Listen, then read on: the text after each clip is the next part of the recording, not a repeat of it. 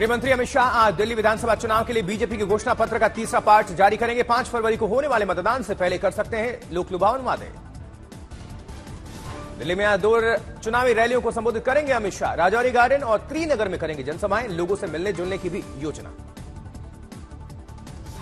दिल्ली में आज सुबह वाइब्रेंट विलेज से जुड़े कार्यक्रम में भाग लेंगे अमित शाह। उत्तरी सरहद पर गांवों के विकास का है ये कार्यक्रम।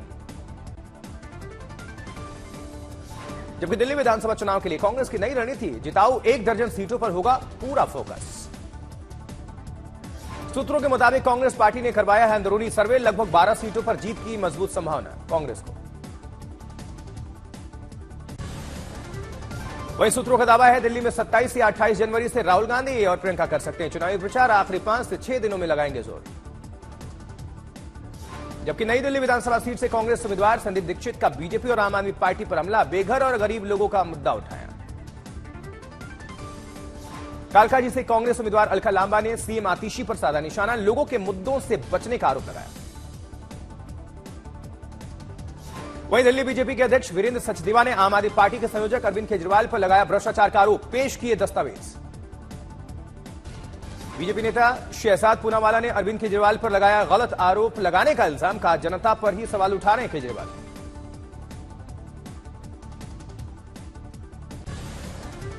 जबकि वक्फ संशोधन बिल पर जेपीसी की बैठक में हंगामा। 10 विपक्षी सांसद 1 दिन के लिए सस्पेंड। विपक्षी सदस्यों का दावा ड्राफ्ट में प्रस्तावित बदलावों पर रिसर्च के लिए नहीं दिया जा रहा है समय।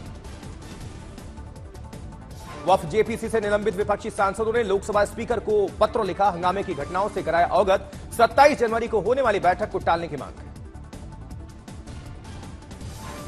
ज्वाइंट पार्लियामेंट्री कमेटी बैठक के दौरान हुए हंगामे पर बोले संयुक्त संसदीय समिति के अध्यक्ष जगदंबिका पाल। कहा कल्याण बनर्जी ने मेरे खिलाफ असंसदीय शब्दों का इस्तेमाल किया, मजबूरन करना पड़ा सस्पेंड। बैठक के दौरान निशिकांत दुबे और कल्याण बनर्जी के बीच जमकर हुई बहस। निशिकांत दुबे का आरोप विपक्ष का आचरण संसदीय परंपरा के खिलाफ। वहीं दिल्ली चुनाव से पहले मुख्य चुनाव आयुक्त ने ईवीएम में गड़बड़ी के आरोपों से एक बार फिर किया इनकार। का फर्जी बयानों और धारणाओं से लोगों का चुनावी प्रक्रिया में विश्वास खत्म होता है। मोकामा गैंगवॉर में पूर्व विधायक अनंत सिंह का सरेंडर। बार कोर्ट में आत्मसमर्पण के बाद भेजे गए बेऊर जेल। मोकामा गोलीबारी कांड को लेकर आरजेडी सांसद मीसा भारती ने राज्य सरकार पर साधा निशाना। बोली जिन्होंने गोली चलाई उनको सुरक्षा देने से अपराधियों के हौसले बुलंद होंगे।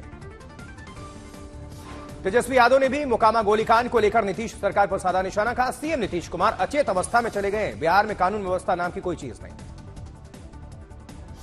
तेजस्वी के बयान पर केंद्रीय मंत्री गिरिराज सिंह का पलटवार। अपने पिताजी से पूछें कि कैसा था बिहार उनके कार्यकाल में। लोग दिन में भी घर से निकलने में डरते थे।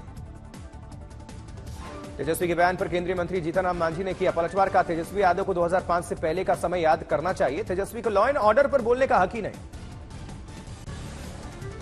अरविंद केजरीवाल ने बीजेपी पर हमला बोलते हुए चुनावी वादों का जिक्र करके कहा कमल का बटन बड़ा खतरनाक है। अगर दबा दिया तो कहां से लाओगे बच्चों की शिक्षा के लिए 22,000 रुपए। पीएम मोदी ने एनसीसी कैडेट्स, एनएसएस स्वयंसेवकों और आदिवासी अतिथियों से चर्चा की। राष्ट्र निर्माण में भागीदारी की अपील।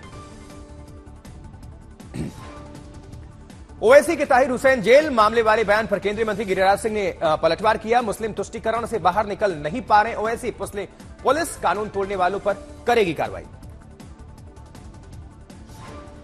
अपने बेटे के ऊपर हुई कार्रवाई को लेकर आम आदमी पार्टी के विधायक अमानतुल्लाह खान ने बीजेपी पर साधा निशाना। साथ ही मामले में कानूनी कार्रवाई करने के भी संकेत दिए। अजित पवार ने नेम प्लेट बदलने वाली घटना पर सफाई देते हुए कहा बाबा साहेब पाटिल को शरद पवार से करनी थी बात, इसलिए बदला सीट।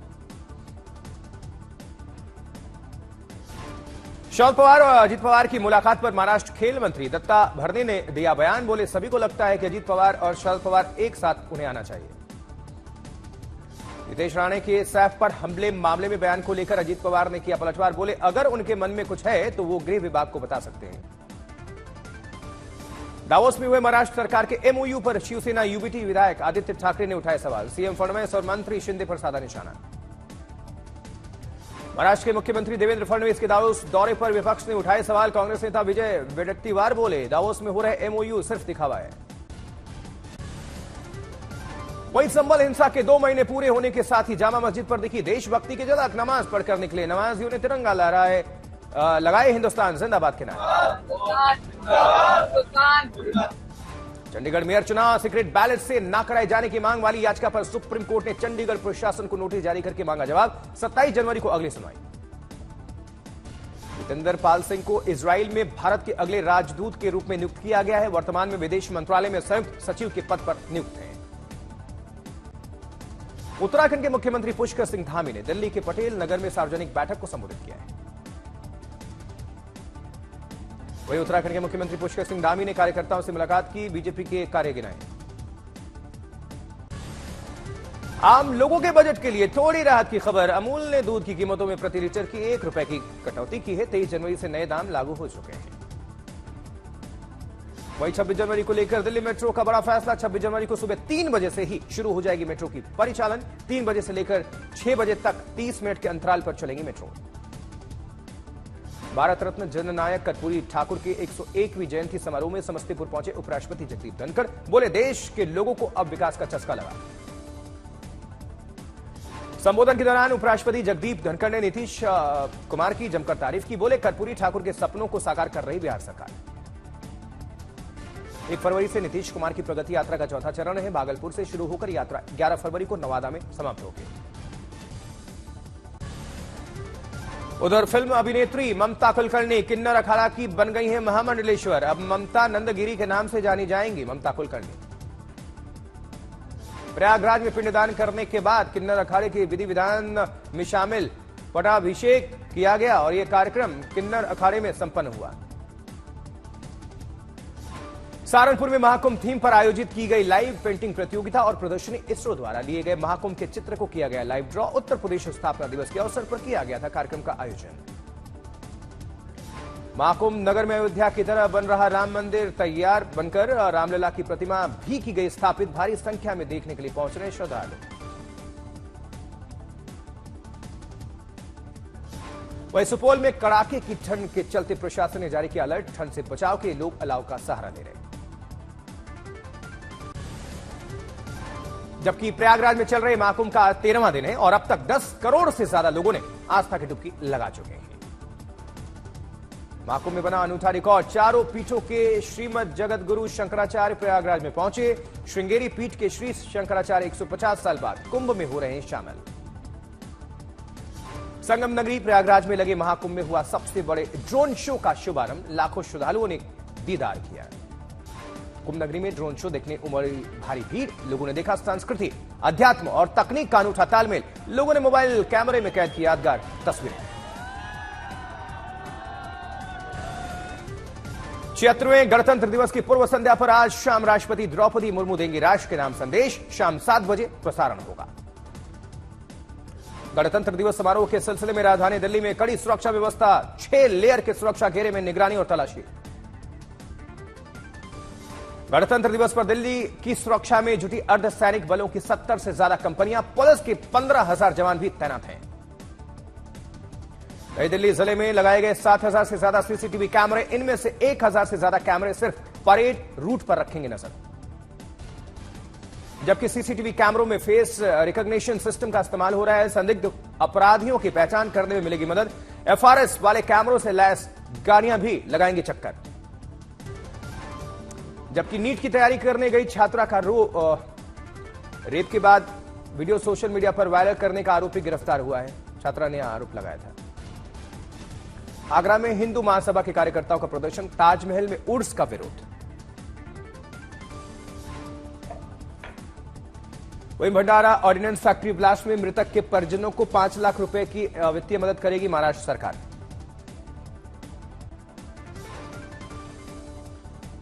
दिल्ली में शीतलहर की चपेट का कहर जारी है। लोगों ने शेल्टर होम्स में शरण ली है। दिल्ली के बंगला साहिब से तस्वीरें सामने आई। शीतलहर से बचने के लोग शेल्टर होम्स पहुंच रहे हैं।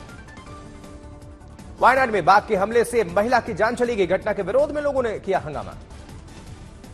जबकि यूपी के झांसी में महारानी लक्ष्मीबाई मेडिकल कॉलेज में इलाज न मिलने से नवजात शिशु की मौत। बच्चे को गोद में लेकर पिता एम्बुलेंस से इलाज के लिए 5 घंटे भटकता रहा। राजकोट की गोंडल इलाके में कुत्तों का आतंक। अलग अलग इलाके में एक ही दिन 22 लोगों को कुत्तों ने काट दिया। एक युवक के पैर में कुत्ते के काटने का सीसीटीवी सामने भी आया। चंडीगढ़ सेक्टर 38 में चेकिंग के दौरान पुलिस पर फायरिंग, रोके जाने पर कार चढ़ाने की भी बदमाश ने कोशिश की। खेल की खबरों की अगर बात करें तो टीम इंडिया और इंग्लैंड के बीच आज दूसरा T20 मुकाबला चेन्नई के MS चिदम्बरम स्टेडियम में शाम 7 बजे से यह मुकाबला। आईसीसी ने 2024 की बेस्ट टीम का ऐलान किया है। जसप्रीत बुमराह, यशस्वी जायसवाल और रविंद्र जडेजा को इसमें जगह मिली है। पैट कमिंस कप्तान बनाए गए। राजकोट में खेले गए रणजी ट्रॉफी मुकाबले में दिल्ली की टीम को सौराष्ट्र ने हरा दिया है 10 विकेट से करारी शिकस्त। दिल्ली के खिलाफ 5 विकेट लेने वाले सौराष्ट्र के रविंद्र जडेजा ने बल्लेबाजी में भी दिखाए हाथ, 38 रन बनाए। उधर मुंबई की तरफ से यशस्वी जायसवाल ने दूसरी पारी में बनाए थे 26 रन। श्रेयस अय्यर के बल्ले से निकले 17 रन। इस बार जयपुर में होगा 25वां आईफा अवार्ड समारोह। मुंबई में सितारों की मौजूदगी में किया गया ऐलान। राजस्थान में पधारेंगे सितारे। 8 और 9 मार्च को जयपुर में होगा आईफा का सिल्वर जुबली सेलिब्रेशन। राजस्थान के डिप्टी सीएम दिया कुमारी ने जताई खुशी।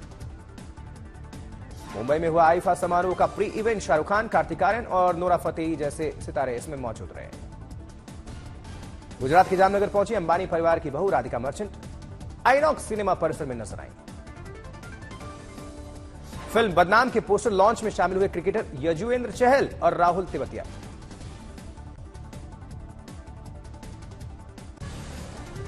दस अप्रैल को रिलीज होगी सनी देओल की फिल्म जाट। हिंदी के अलावा तमिल और तेलुगु वर्जन में रिलीज किया जाएगा इस फिल्म को। अपनी फिल्म छावा के प्रमोशन में जुटे विक्की कौशल। साउथ फिल्मों के मशहूर अभिनेता किच्चा सुदीप ने लौटाया कर्नाटक सरकार की ओर से दिया गया अवार्ड लेना बंद करने का ऐलान किया है। फिल्म डाकू महाराज हिंदी में रिलीज। फिल्म में बॉबी देओल और बालाकृष्ण दोनों ही खतरनाक अंदाज में नजर आ रहे हैं। फिल्म पद्मावत की रिलीज डेट में किया गया बदलाव। अब यह फिल्म 24 जनवरी को नहीं बल्कि 7 फरवरी को सिनेमाघरों में दोबारा दस्तक देगी।